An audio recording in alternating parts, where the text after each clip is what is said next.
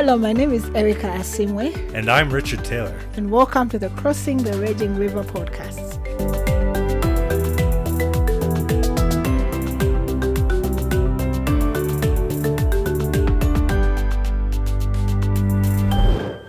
Last time we discussed with you a little bit about hippos, snakes, and crocodiles, and we told you that these snakes and crocodiles represent the different challenges that a leader might face as they are trying to cross this raging river.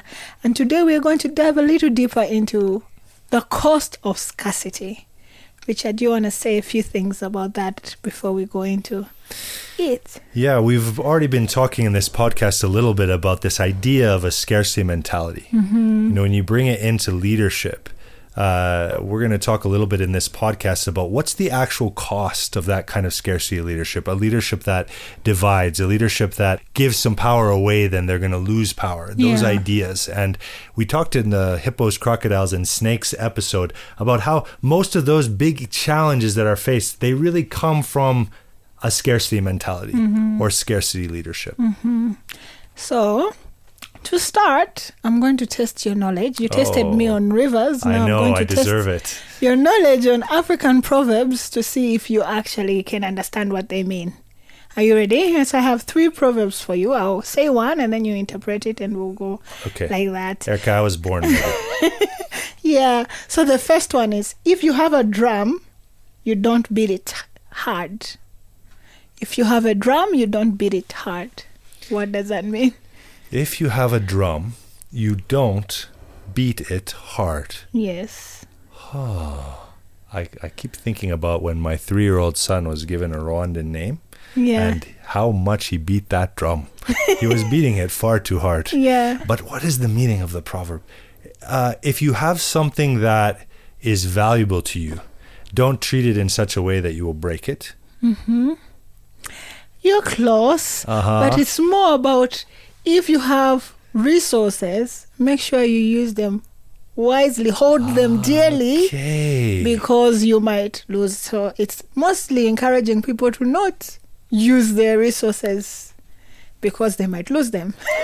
Yeah, I like that. That's a great proverb. Okay, try another one. Another one is, the mouth that eats, this one is from Congo. The mouth that eats, what was it? I wrote it wrong. Okay, let's go to the third one. The poor man and the rich man do not play together. The poor man and the rich man do not play together. Yes.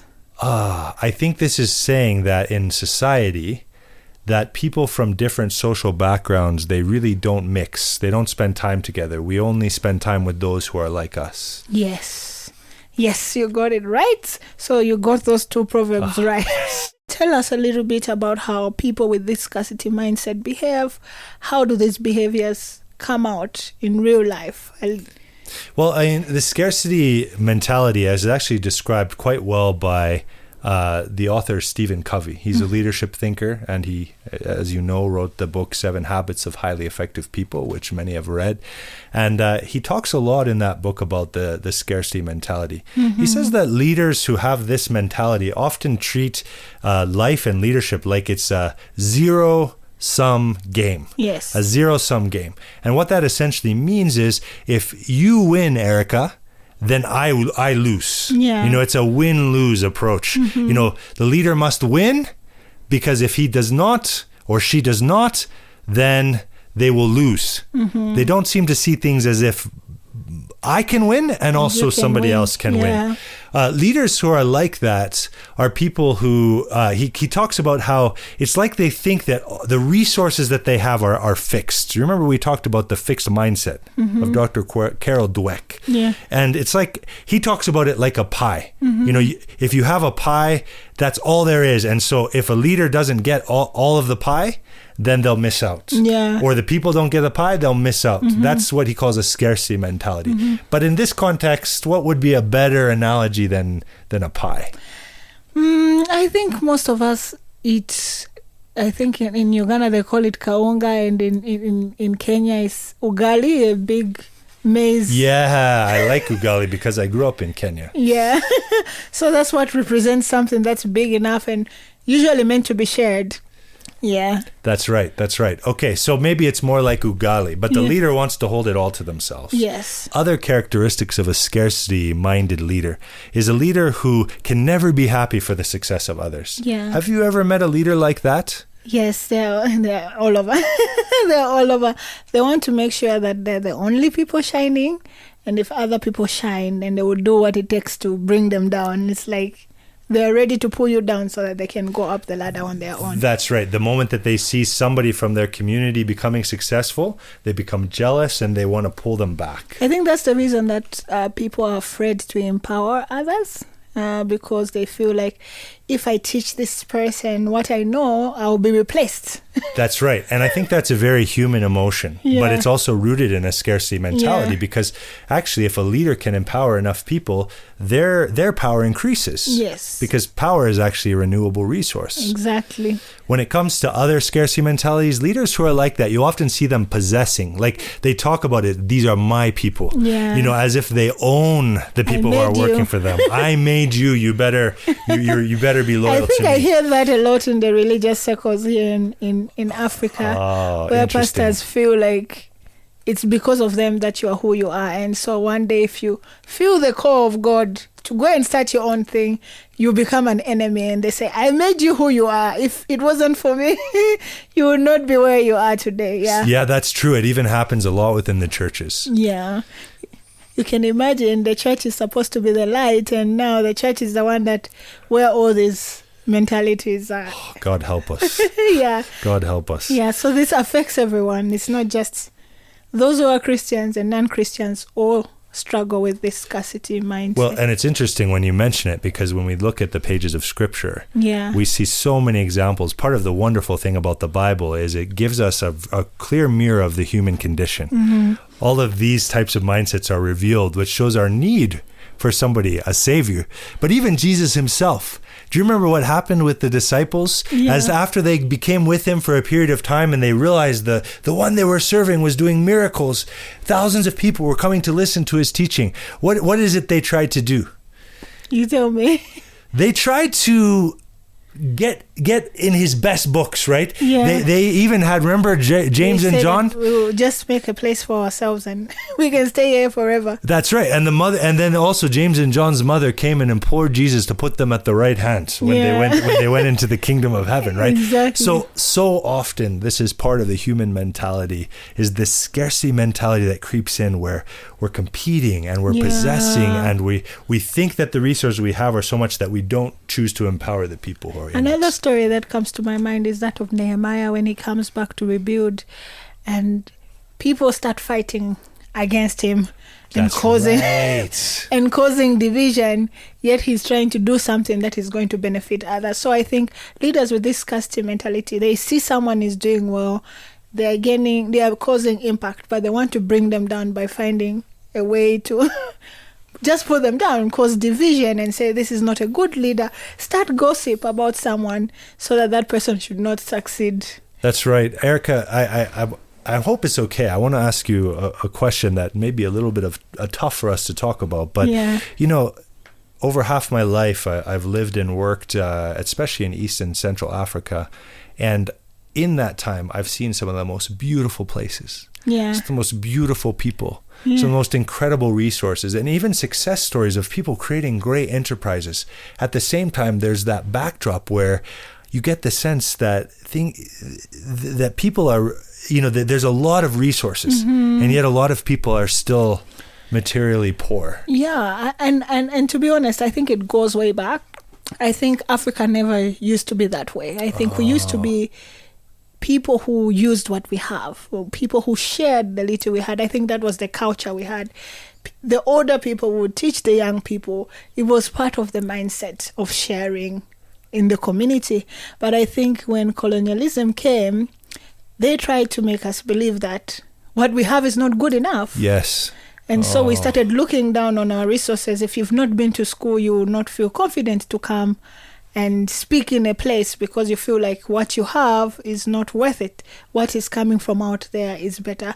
So that now brought a spirit of dependency in us, feeling like unless they do things for us, we can't do it for ourselves. I hate to think that even some of my own ancestors, I don't know who they were, but that they could have been a part of that, coming from Europe, other places. Yes. And even you think about the ultimate scarcity mentality, things like racism, things like seeing certain people as inferior, which is so different than what God says. Yeah, and that has caused a lot more than just what we see in Rwanda. That caused loss of lives because people were divided and instead of put together. So there's so many effects that brought, but ultimately it left us feeling like we are not capable. But I don't want to blame the West entirely, because we still have the responsibility as leaders to change that narrative, to go back to what we used to be before, because there are so many great things there. We are not lacking resources. We are not lacking knowledge. There are so many things that we can.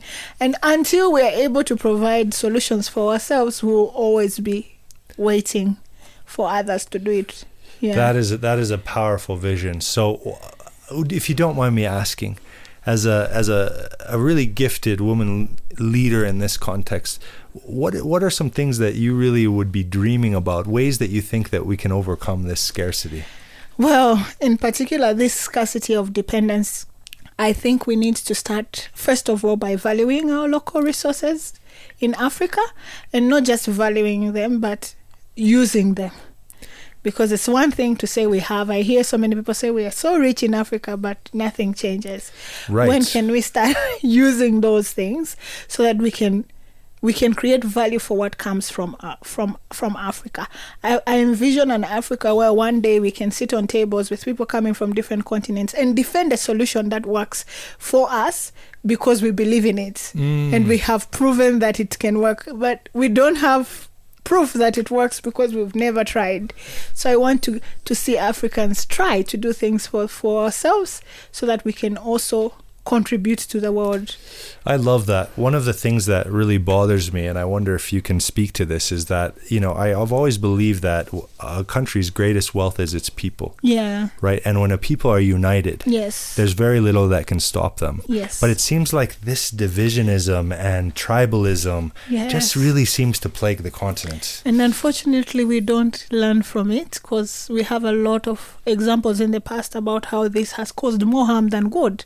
But yet we keep doing it, Leaders choose leaders from their tribes, and it continues. But until we are able to come together and say, okay, we are one nation, we are one Africa, what do we have and how can we do that? It will be very difficult for us to even get to an agreement, because someone would oppose your idea just because they are from another tribe and they don't want to support you. Wow. Yeah. That's a big one to overcome. And when you think about another thing that I think I hear from many African leaders comes up a lot is the whole issues around corruption, where you have all of these resources, incredible natural resources, other resources, but so often the benefit of that doesn't flow to the very people that come from those communities. And corruption is one of the things that has been identified as a big challenge. How do you see that? Yeah, I think it's rooted in the mindset that we were talking about, where we feel like there's not enough for everyone. I think you talked about that. I think when we come, we make sure that we eat enough. You know that. That reminds me of a book. Yeah. Eat as much as you can. I have a funny way in which I describe any person who gains weight. Like you start out small, and then when you enter the government, you have a big belly. And that's a sign that I say, corruption is really happening, because you're eating enough to get to your body changes, everything changes. But that's always self-centered. Sometimes it can even become bizarre. I don't know if you remember, the name John Githongo. In Kenya, under the Mwai Kibaki government, he was appointed to root out corruption. Yeah. He was like a corruption czar, you could say. But, he did his job too well. He did his job so well that it even became uncomfortable for the leaders that had put him into place. And interestingly enough, you talked about that type of corruption. The book that he wrote about that experience was called It's Our Turn to Eat. Yeah. Yeah. So that's how leaders come into. And that mindset is also limiting, because until someone breaks that cycle, many people are losing.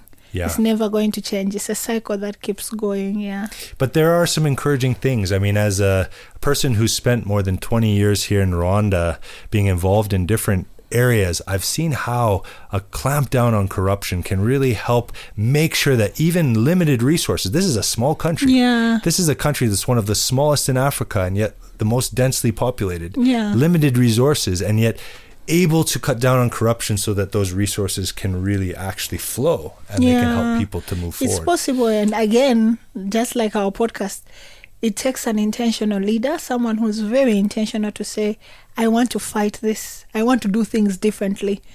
And if he's able to do that and rally people around him who also believe in it, then these changes can start happening in countries.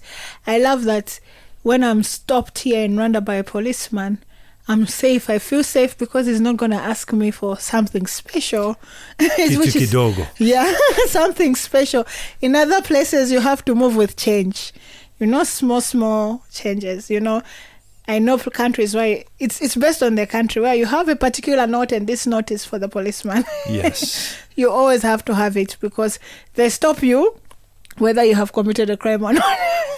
Because you need to give it to them. So just being in a place where you feel free, that it's okay, this person is doing their job, and if I'm wrong, I have to pay the costs, and if not, I will be let go of. But there's in other countries, whether you're wrong or not, you still pay. Yeah, well, we have to overcome that. One final topic on this that I know you're very passionate about, because you talked about it in our last podcast, is this indignity of dependency. Yeah. Dependency. And tell me a little bit about what's happened, because the way you seem to describe pre-colonial times is people who came together, people who worked together. Maybe even they didn't see themselves as poor. Yeah. But a lot seems to have changed. Yes. What is it that you think has kind of caused this dependency? I think we like I shared earlier, we adopted this mindset that we don't have anything to offer, and it became a way of life. So even how we see situations, even when we lead, we look at the glass as half empty. We don't look at what is already there so that we can build on it. And when we go in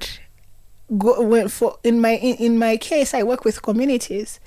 When I go to the community with that mindset of looking at them as people who don't have, it means that I must find resources, and those resources must come from outside. It's like when the NGO, and they're everywhere here, they come to the community in that white Land Cruiser with the decal on the side. Exactly. And the money signs. Yeah. Right? And then what do they usually do? They come, and people in the communities will come after them, actually, knowing that they are going to give them money. They're not thinking that they are going to be contributing. The first thing they will think is, these people have brought the money to us. So that mindset is perpetuated in communities. But as someone who is a Westerner, and probably we have to roast you because you are the person that is sitting here and can maybe provide answers to the ancestors. On behalf of all Westerners. Yeah. Why do organizations do this? Why do they lead like this? I think most times people really out of a genuine heart to help. Yeah. But we've learned that helping can hurt. Yeah. There's even a book about that. Yeah. And the problem is when you remove the dignity and the agency of the very people that you're trying to help. And I think what happens is over time, organizations just get used to perpetuating themselves. It's like a poverty industry comes. Yeah. And if they were to really have people stand on their own feet, then they would no longer be needed. And so usually when organizations come, what they do is a needs analysis. They're always looking at deprivations. What's the problems around here? And then what it does is it perpetuates this cycle of needs, this cycle of dependency. That's really been a very, very unfortunate thing on the continent. Wow. Yeah. This is something I'd like to talk about a lot more in future episodes. Yeah. So we've really dug into this scourge of the scarcity mentality. We talk about it as like the cost of scarcity leadership. I think we should maybe do an economic study sometime to show how many billions have been lost due to this type of scarcity leadership, this toxic leadership and mentality. But again, we keep coming back to, can we have any hope? Is there another way of being able to lead? Yes, there is. And I think the point of our podcast is not just to talk about all the things that are going wrong in Africa or the crocodiles. Yeah, and we're mostly talking about Africa because this is the setting that we're in. Yeah. It happens all over the world, really. It does, yeah. And not just talking about the crocodiles, we also have to think about what are the potential stepping stones, what is the way forward, how can we overcome this. And I think in the next episode, we'll be talking about what it means to be an abundant leader, the idea of abundant leadership, and how we can use it as an approach to overcoming these challenges. I've been feeling heavy during this podcast, so that really sounds good to me. Yeah. Let's talk about the impact of abundant leadership. Yes, and as usual, thank you for listening to us today. We hope you really enjoyed this episode. If you want to hear more, you can go to our website at kurumbuka.org/podcast for you to access more resources. Thank you. Thank you so much.